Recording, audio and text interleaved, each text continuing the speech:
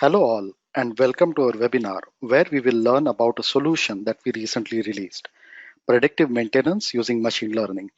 I am Chaitanya Hazare, Machine Learning Specialist Solutions Architect at AWS, and I'll be your presenter today.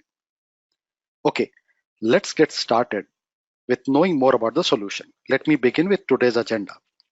We will start with understanding the problem space, predictive maintenance. We will then study the principal components of this solution, talk about them briefly. We will then checkpoint and circle back to the solution architecture where all these principal components come together. Before digging into the demo, we will briefly understand the inputs and outputs of the model, understand what the model is predicting. We will then launch into the demo of the solution. And finally, we will have Q&A. Based on the Forrester IoT Heat Map 2018-2019, predictive maintenance was categorized as one of the hot use cases for primary manufacturing segment, high-tech production and industrial production segment, and oil and gas chemical segment. It is one of the top use cases for applied machine learning. This solution is an example of machines monitoring machines. The sample dataset we use today for this solution is NASA Turbo Engine fault dataset. We'll circle back to this dataset later and learn more about it. On the factory floor, the operations are strictly sequential. The job of a facility manager is to make sure that the products keep getting built and that all the machines are functional. Because the operations are strictly sequential, any fault in any step of or any machine which is responsible for that step causes a cascade of failures. Recovery from such failures is costly and affects the bottom line of the business directly. Maintenance windows require shutting down an area or more drastic measures, and hence they are planned in advance. Also, during these short windows, it's necessary to address as many fixes as possible to minimize downtime. Hence, the need to predict the useful life of a machine, or in this solution, reasonable useful life, RUL, of the equipment. In this solution, we will be using a type of recurrent neural network, RNN, LSTM, long short-term memory, in order to try and predict at a given time step what is the reasonable useful life of the engine, given the historical reading of sensors. In an actual scenario in production, this solution can be used to design a system that inputs readings from sensors and other equipment on the factory floor and predicts the RUL, or other needed useful predictions. In this particular solution, we are going to use a regression model to predict the remaining useful life or time to failure. Other possible applied machine learning solutions in this scenario might be using a binary classifier to predict if an equipment will fail in a given time window. Yet another application of this classifier would be to set up a multi-class version of the classifier to distribute various failure windows amongst equipments. All these applied machine learning techniques could be used to predict, plan, and schedule maintenance windows in an actual factory scenario. Finally, I want to point out that this falls under the broad category of distinguishing deviation from variation using analytical methods. As usual, with most of the applied machine learning scenarios, data gathering, cleaning, and augmenting, in short, wrangling of the data, would be the most time-consuming but worthwhile step in this whole process. Applied machine learning is an area where garbage in, garbage out principle holds fast. If you input an unprocessed data, you are going to derive useless predictions from even the most sophisticated machine learning techniques. Now, let us take a look at the principal components of this solution. This will help you understand the code and solution when we get to it in the final walkthrough. We will start with the file structure from GitHub. Point out where the important files are so you can check out the code later. Then take a brief tour of the end-to-end machine learning process. We will examine the class of machine learning algorithms that are used in this case, supervised machine learning algorithms. We will understand the most central component of this solution, Amazon SageMaker. Then we will briefly look at the specific part of SageMaker, batch transformation, that is being used to process our data set and infer results. Then we will look at the actual algorithm used, error used to track the model performance and accuracy. Finally, we will take a look at the data set, what is the input of the model, and then we will switch over to looking at the code and a demo of the solution. Okay, so these are the important files from the solution. This is the I would say root of the tree, base of the tree, the GitHub account where the solution code is hosted. Lambda code is in index.py.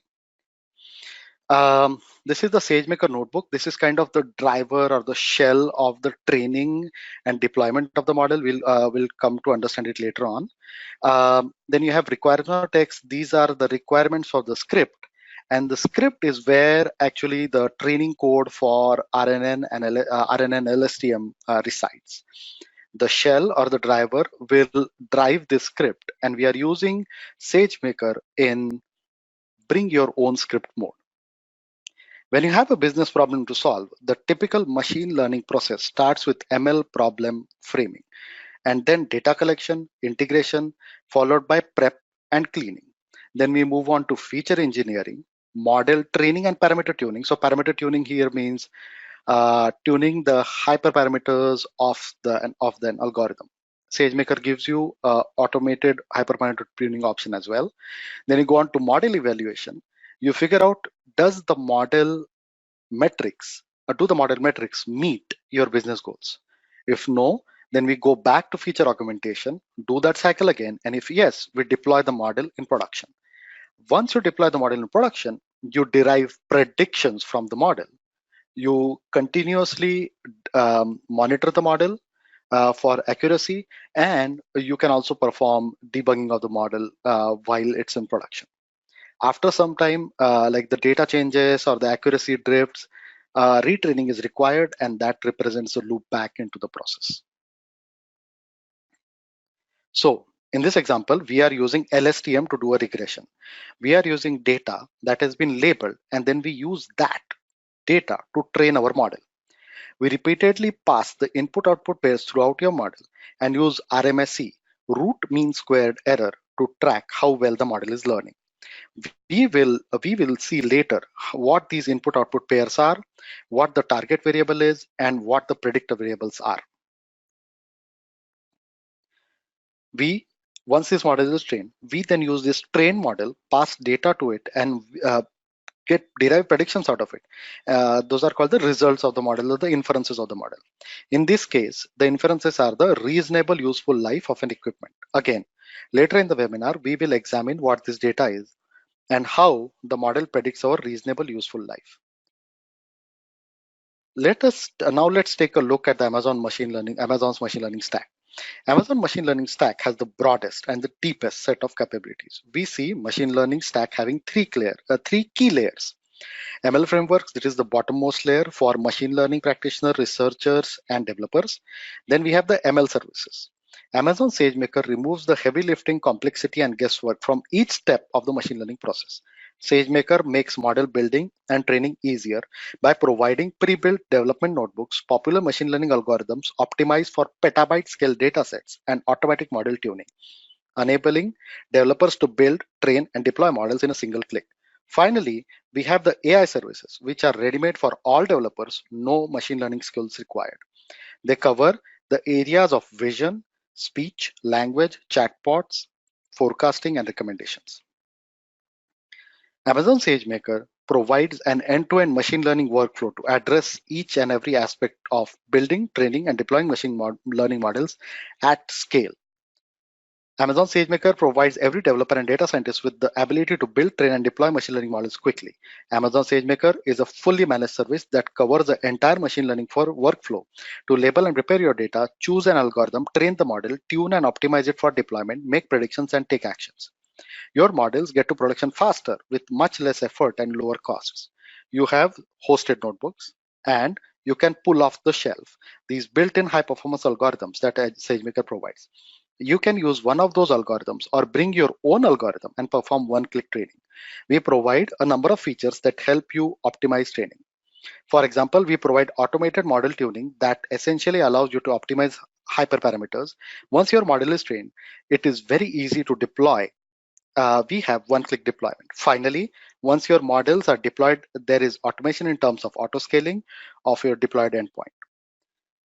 We will be deploying our model when trained as a batch transformer, with batch transform, you create a batch transform job using a trained model and the dataset, which must be stored in Amazon S3.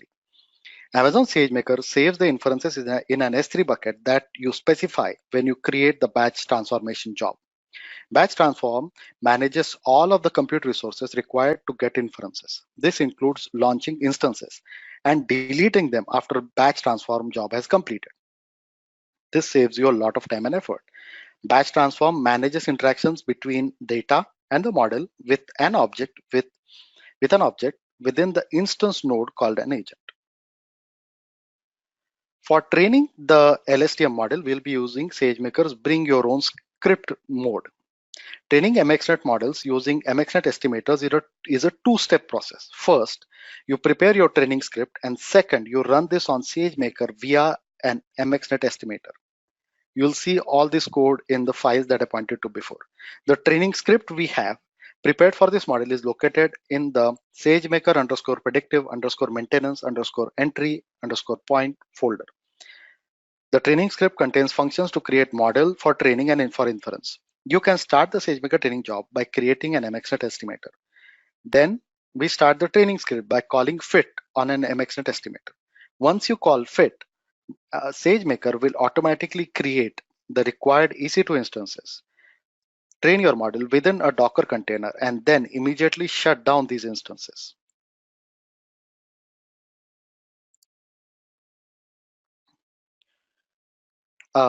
Once you call fit, SageMaker will automatically create the required EC2 instances, train your model within a Docker container, and then immediately shut down these instances.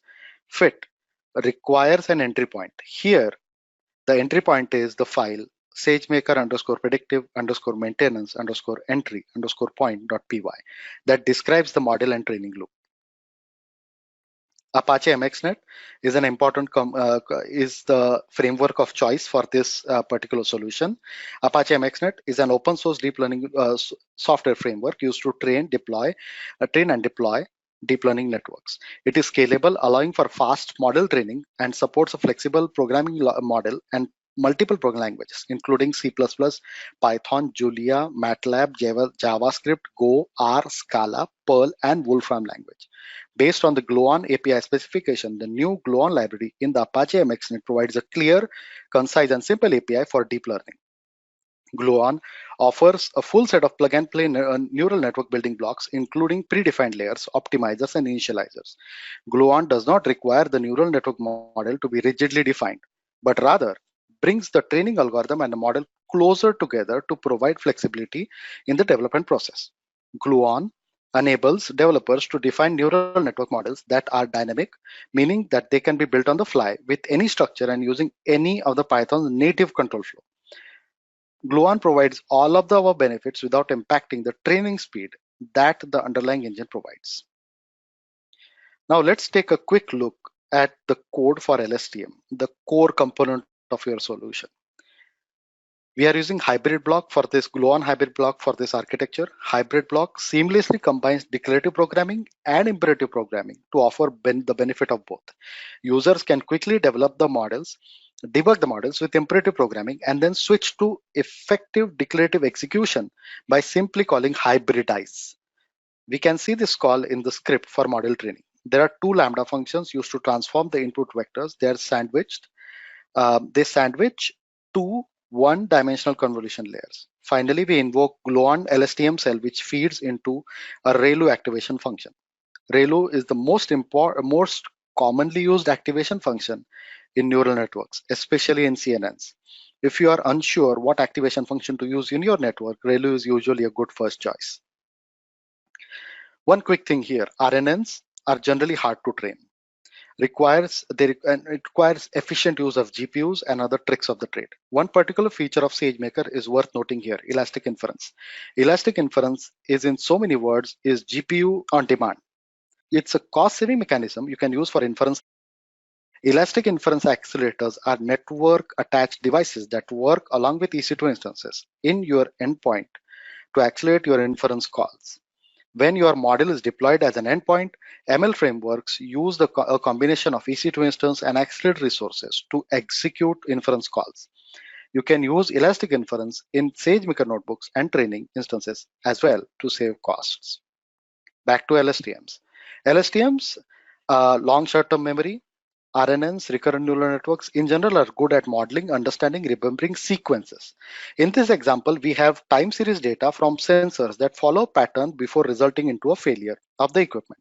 This pattern is indiscernible by human eyes, but we can train an applied machine learning model to predict failures. There are several architectures of LSTM units. A common architecture is composed of a cell, the memory part of the LSTM unit, and three regulators, use so-called gates of flow of information inside the LSTM unit: an input gate, an output gate, and a forget gate. Some variations of the LSTM unit do not have one or more of these gates, or maybe have other gates. The LSTM cell is responsible for keeping track of the dependencies between the elements in the input sequence. In this case, our sensory data. A final word. LSTMs are an improvement over vanilla recurrent neural networks. They improve upon the vanishing gradient problems and make training these kind of neural network architectures a bit easier. Now let's talk about the error used in our model. RMSE, root mean square error, or root mean square deviation, is the error we use to track model accuracy and performance. You will see this when we look at the executed notebook. In short, RMSE is to measure the difference between actual value or the target variable and the value your model predicts. It penalizes the most farther away prediction points, forcing the model to fit to the training data.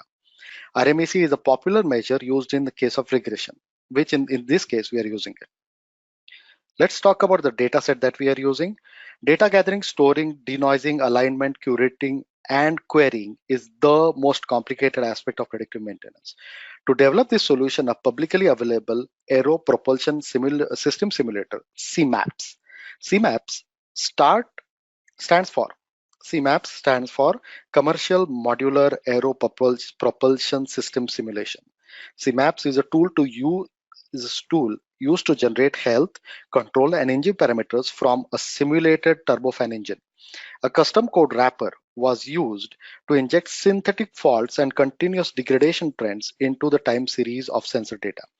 The data obtained is in the form of high fidelity simulation of a turbofan engine, but closely models the sensor values of an actual engine. Synthetic noise was added to the dataset to replicate real-world scenarios. The effects of the faults are masked due to operational conditions, which is a common trait of the most real-world systems. So we talked about the data. Before jumping into the actual demo, let's quickly understand the data we have, how it looks like, and what are we using as our target variable. So this is how our data looks like, readings from sensors. Here in this case, I'm using QuickSight to visualize data. It's an excellent place to start your data visualization journey. It's available within the Amazon console. So in this data set, we are missing the actual target variable. When you have regression, you want to predict something. What is the target variable? So the way we model this solution is we are assuming that the RUL approaching 0 is the element or the engine about to fail. RUL of 0 means the engine has failed. This is how we train the LSTM network in this case. Now, this is how the input to the model will look like. These are all sensor readings. And the output readings are like this. So you have those inputs and these are the outputs. And so what this means is the model is predicting, given these readings of sensors, the RUL of the element is 0.30875 or 0.3 and so on. Now let's zoom out. Now we have enabled ourselves with the principal constituents of our solution. And now let's take a look at the architecture of the solution. Restating, in this solution, we will be using a type of recurrent neural network, RNN, LSTM, long short-term memory, in order to predict, to try and predict at the given time step what is the reasonable useful life, RUL, of the engine given the historical reading of records. Um, the solution which we are going to walk into a video. We are going to check out a video which will take us through the live deployment of the solution, and then we will cover each and every part of this in detail. We'll look at how successful deployed solution looks like, and so on. So the solution's life in your account starts from deployment of the CloudFormation template. Once it is successfully deployed, you use the Amazon SageMaker notebook instance to kick off the training of the model using bring your script mode of SageMaker. Once the training has finished, your training data has all using the notebook, the training data will be uploaded to S3. Once the training has finished, resultant is a Amazon SageMaker MXNet model. All these artifacts will check out after the demo in the AWS console. So you deploy you get a model. Then the second part, the inference part of the solution, using Amazon CloudWatch events trigger, we will then trigger an AWS Lambda function. What this Lambda function will do is, using this model, it will create a transform job, and it will use SageMaker batch transform to act on the data that is stored in Amazon S3 to get the data and deliver predictions back into Amazon S3. These things that I pointed to you before, these are the JSON files that go as an input to the transformer object, transformer batch transform job, and this is the output of the batch transform job. Before we jump into the demo, I would like to take a moment to recognize the principal authors of this solution. The AWS Machine Learning Platform team is based in Vancouver, and the mission of the team is to create novel applications and POCs using Apache MXNet and AWS SageMaker. The team also trains engineers, ML, and data scientists internally and externally at key customers. My peer on this project, Soji, is a software engineer on the MXNet applications team in the AWS ML platform.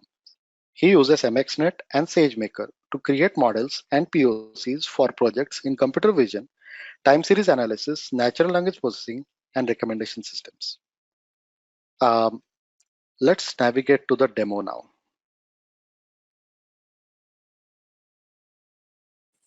So we'll start off with going to the solution page. This is the solution page here.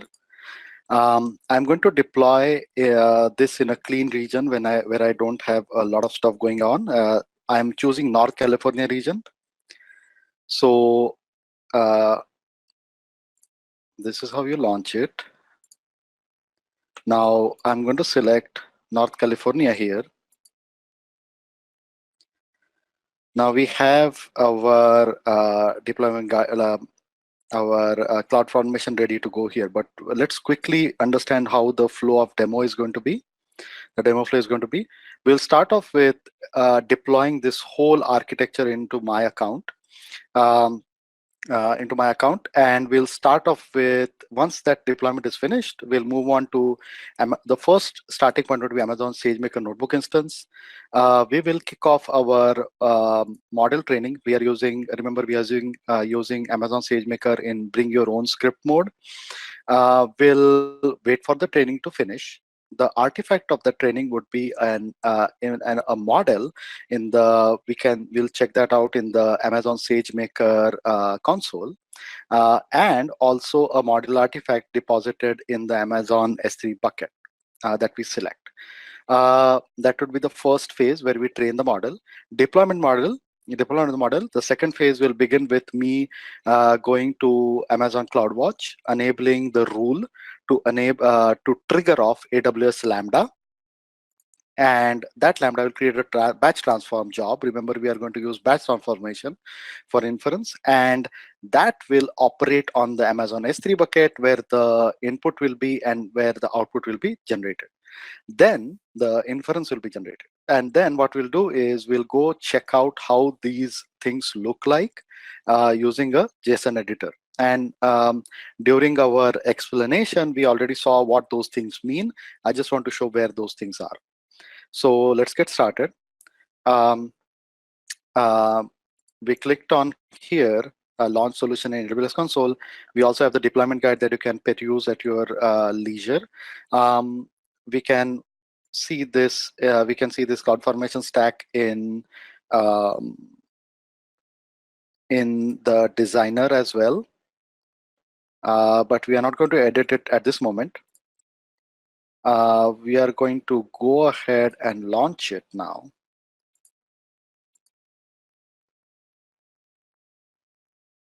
Remember North California region. Next. Let's put a stack name. I want to be as unique as possible. So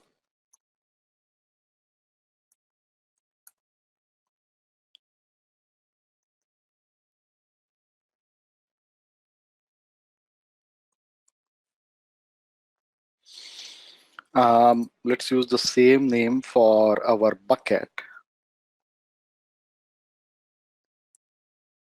And we leave everything else as it is. So remember we talked about RNNs using GPUs. In this case, the type of RNN is LSTM. So we are using a GPU instance to train the model. Next. You can tag this, but we are not going to use anything here. Now we'll accept this and start the stack creation process. And now we wait for it to create. The events will be listed here, and the resources that can be created will be listed here. We have waited for the stack to finish. The stack has now finished deploying. You can look at, okay, create complete. You can look at the resources. What I've done here is I'm using an already executed example so that we can finish the demo much more smoothly. So a few parameters might change, but the flow is going to remain the same. So what does it mean that the stack has deployed? It means all our elements are in place now. We start off with getting to Amazon SageMaker notebook, where we are going to train the model. So let's navigate to Amazon SageMaker notebook. I have these bookmarks stored here, but you can also go to SageMaker like this. Make sure that you are selecting the right region. So I am now operating in Oregon, where I have finished deploying and using this solution. Once your solution is deployed, one of the resources it creates is a SageMaker notebook. So this is that notebook. Please note that we are using MLT to medium for a notebook, but for training, we are going to use a GPU instance. I'm going to open up that notebook, and this is the notebook, the shell that is going to execute our script that is in this place right here. This is our script. It contains our LSTM architecture that we talked about before. Now, going back to our notebook, we execute this notebook step by step. This is an already executed notebook so that we can understand the flow.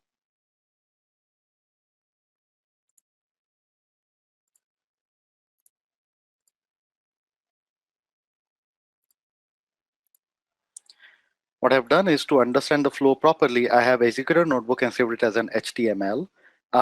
So basically, we start off with importing the appropriate things. We download the data from the source, save it locally on the SageMaker instance. So the data is stored here. There is a mode of SageMaker called SageMaker Local, in which what you can do is, in this instance, we are using SageMaker in bring your own script mode. And in SageMaker Local, you can train your data right there in the notebook. And in that case, if you're using something like RNN or LSTM, or you are using something that would use a GPU instance, that it makes sense to use a notebook that has a GPU attached to it, or at least elastic inference attached to it. So we go on, we get our data in place. We get our data in place. Then we set up the training data set and the test data set, split them up, and we upload the data to S3 for processing, for training. Again, because we are going to use a training instance to train our model, that's why we are uploading it to S3. We set up the model output location, where the model artifacts after being trained are going to be located. And in this, we show the script that is being embedded in our training instance being trained. And this is where our LSTM architecture is. Going forward, this is where we actually kick off the training of the instance. And please note the epochs are 500. So it will take some time to train. And once we kick this off, you will see all these messages being generated. And once this training is in progress, you can go back to training jobs, and you will see a training job being run here. In this case, you can see that my runtime was about 15 to 16 minutes. Now, please note, the training instance type is different from the notebook instance type. So we are using MLP3 2x large for training. These are the details of the training instance. These are the hyperparameters that you can see here populated from the script. And this is where the model artifacts are going to be put once your training is over. When the training is going on, you can monitor your training instance using these tabs, which open up into CloudWatch. And you can look at the logs of training. The logs of the training would be somewhat similar to what you see in the notebook instance. Back to our training job. Once the training job is over, which we initiated from this notebook. So we go all the way back, we go all the way to epoch 500. And please note that RMSE, the tracking accuracy that we are using, the error that we are using to track the accuracy and how the model is training, that we drive down from almost, drive down from 31 to almost half of it, to like 15. This is where we end the training, because one of the things that we specify while kicking off the training job is the number of epochs, 500. So once the training is over, you can see the job is completed over here, and you can see models. In models, you will see that a model has been created.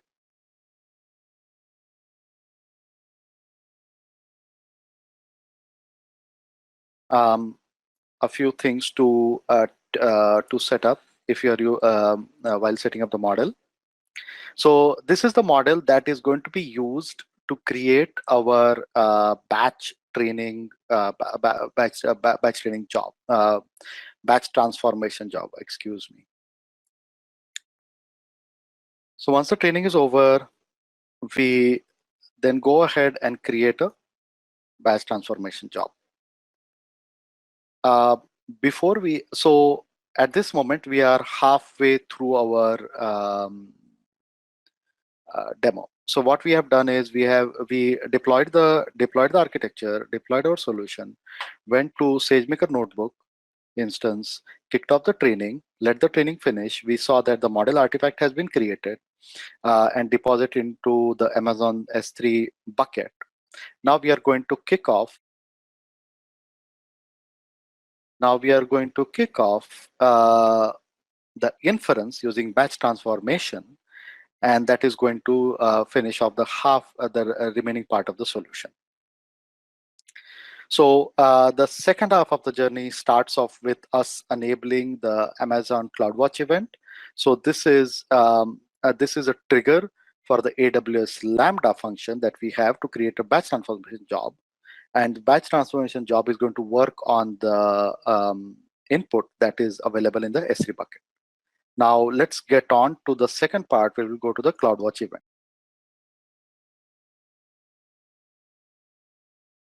In the same way, let's navigate to CloudWatch, select the correct region,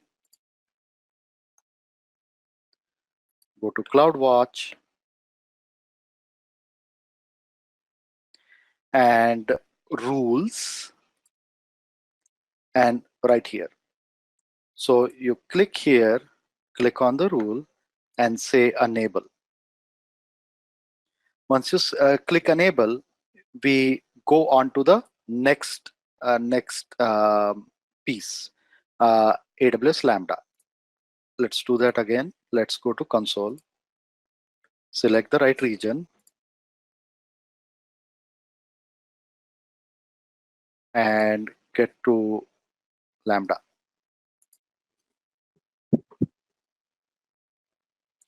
Again, this is something that has been created while we set up the CloudFormation template.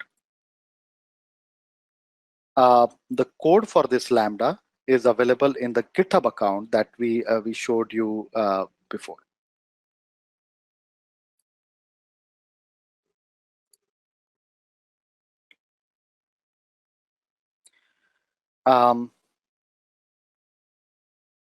So I had selected the wrong region. I'm working in Oregon at this moment.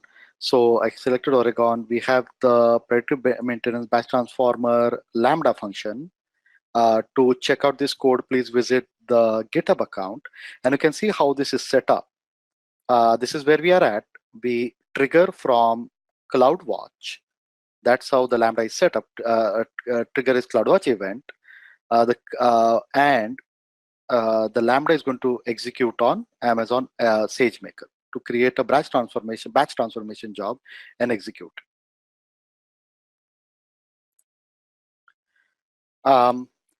Once the trigger has been enabled, what you do is you switch over to,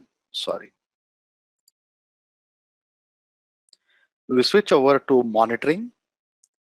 And because this has been pre-executed, you wait for a single execution of that Lambda to take place.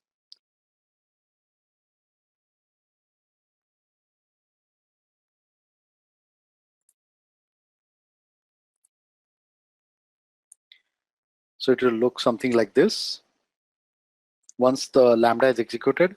So once the Lambda is executed, what has happened is how to track that Lambda.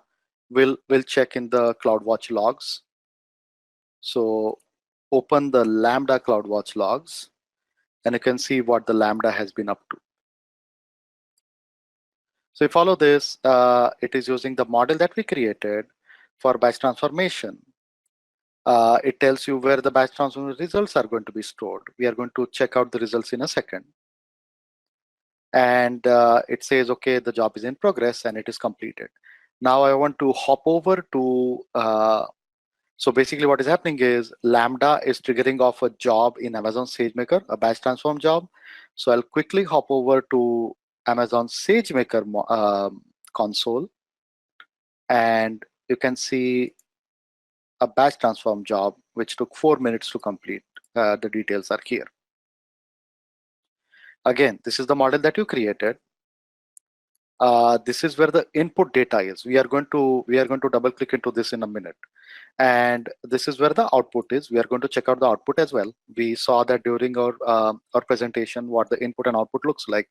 This is where their location is. And so this is the batch transform job that was kicked off. Again, the same thing applies here, where you can monitor the job and you can check out the CloudWatch metrics. And so there is a detailed log available about what's happening with the batch transformation job, and you can peruse it at your as you want it. These are typically at this moment in this solution very short-lived jobs, but the metrics tracking and monitoring comes handy when you have like a long-running jobs operating.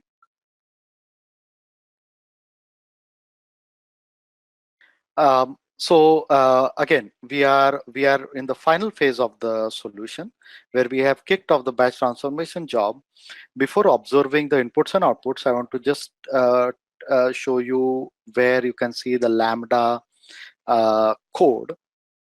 As we pointed out in the presentation, it is available on GitHub, and it's right here, source and maintenance.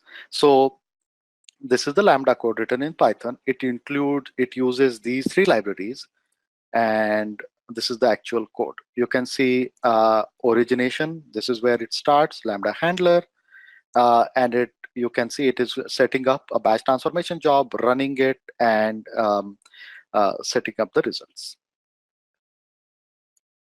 So again, to level set, we are at this point, we have run the batch transformation job.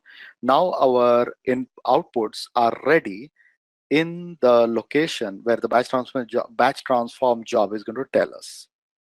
So basically, we hop over to Amazon SageMaker, batch transformation jobs, and you can see the output is right here.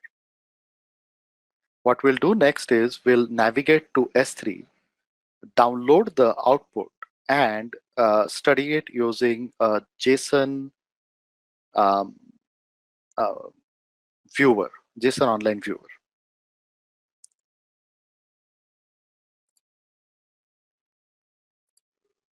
So what we did is we want to go check out where the output is ready for us to observe. Because this is a batch transformation job, the output has been, the input was in S3 and the output is in S3 again. I just want to point out that an artifact of the training that we did is this model. And this model can be used to create a real-time endpoint as well, which will show up here if you do that. Going back to our observation of what the batch transform job did for us. So we go to Amazon S3, we search for the bucket that is specified in the batch transformation job here. So we go here, it says output path is here. There is a click link. Okay, so we are here. So the batch transformation, again, pointing out that we did cover this during our presentation, is available here. What we do is download it, and we want to see what it contains.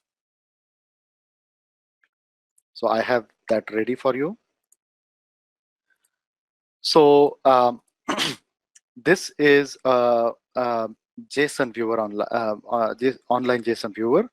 So this is how our output will look like. What I did is I opened up the .out file and put the contents here. And these are our RUL predictions. And what is driving these predictions? The input. And the input can be observed here. The batch transform job told us where the input is.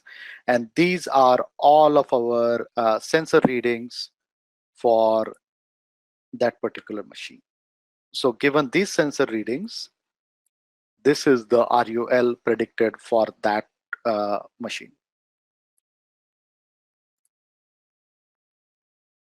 So we saw, we saw how this whole solution is deployed in an account. We started off with deploying the solution, going to SageMaker notebook instance, starting the training of the model. We saw where the model is stored. Then what we did is we went to the second phase of the solution, where we enabled a CloudWatch event rule. It triggered a Lambda function. Lambda function in turn triggered a batch transformation job. Then we went and saw how the batch transformation job is faring, what it is telling us. We saw the input and output of the batch transform job, and we saw what the inference from our model was. So